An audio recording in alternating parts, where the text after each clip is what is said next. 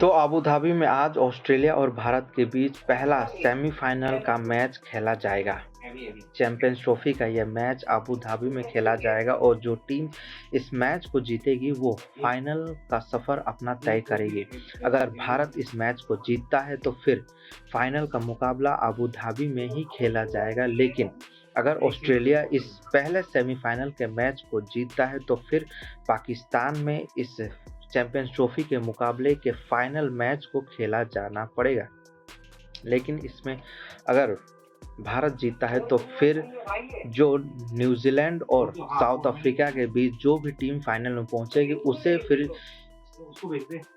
UAE का दौरा करना पड़ेगा और दुबई के अंदर उस फाइनल मैच को खेला जाएगा। भारत और ऑस्ट्रेलिया के बीच अगर बात करें तो 151 मैचेस अब तक खेले गए हैं, जिसमें ऑस्ट्रेलिया का पलड़ा भारी दिखता हुआ नजर आ रहा है। तकरीबन 84 जो मैचेस है वो ऑस्ट्रेलिया ने जीते हैं, तो वहीं 57 मैचों पर ऑस्ट्रेलिया के खिलाफ भारत ने जीत दर्ज की है। चैंपियंस ट्रॉफी के पिछले 3 मुकाबलों की बात करें तो भारत ने बड़ी आसानी से इन तीनों मैच को जीता हो, चाहे वो बांग्लादेश के खिलाफ हो या फिर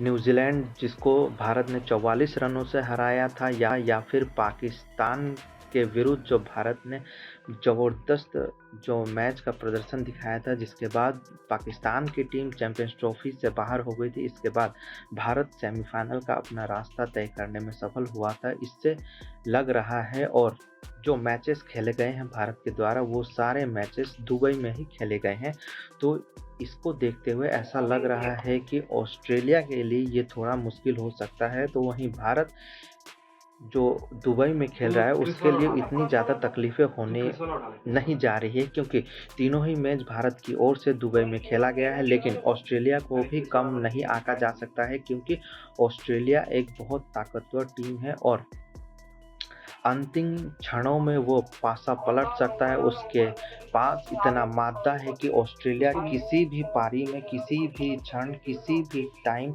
किसी भी गति से कोई भी मैच क्यों ना चल रहा हो, उसको पलटने का दमखम ऑस्ट्रेलिया के जो बल्लेबाज हैं, ऑस्ट्रेलिया के जो बॉलर्स हैं वो रखते हैं। और ऑस्ट्रेलिया इसी चीज़ के लिए जाना जाता है। निर्भीक होकर ऑस्ट्रेलिया के जो प्लेयर्स हैं वो खेलते हैं, और इसे देखते हुए भारत के साथ जो उसका पहला सेमीफाइनल का मैच होने जा रहा है वो काफ़ी ज़्यादा अहम माना जा रहा है। हालांकि ऑस्ट्रेलिया जो फिलहाल वनडे मैच श्रीलंका के साथ खेल के आई थी उसमें कई मैचों में उसका हार का सामना करना पड़ा था, लेकिन ये चैंपियंस ट्रॉफी का मुकाबला है और भारत उसके विरुद्ध में खेल रहा है। और ऑस्ट्रेलिया के लिए कहा जाता है कि ऑस्ट्रेलिया जब किसी बड़े मैचेस में खेलने के लिए उतरती है तो फिर वो खतरनाक खेल का प्रदर्शन दिखाती है। पूरे की पूरी ऑस्ट्रेलिया टीम खतरनाक तरीके से खेल का प्रदर्शन करती है, और ख़ास तौर से भारत का विरुद्ध ऑस्ट्रेलिया का ट्रैक रिकॉर्ड जो है वो बहुत ज़बरदस्त है, और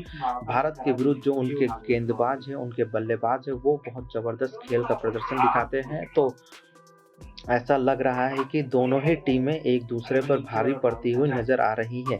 ऑस्ट्रेलिया पहली बार दुबई में चैंपियंस ट्रॉफी का कोई मुकाबला खेलेगा, वो भी सेमीफाइनल का मुकाबला, लेकिन भारत अब तक 3 मैचेस दुबई के अंदर खेल चुका है।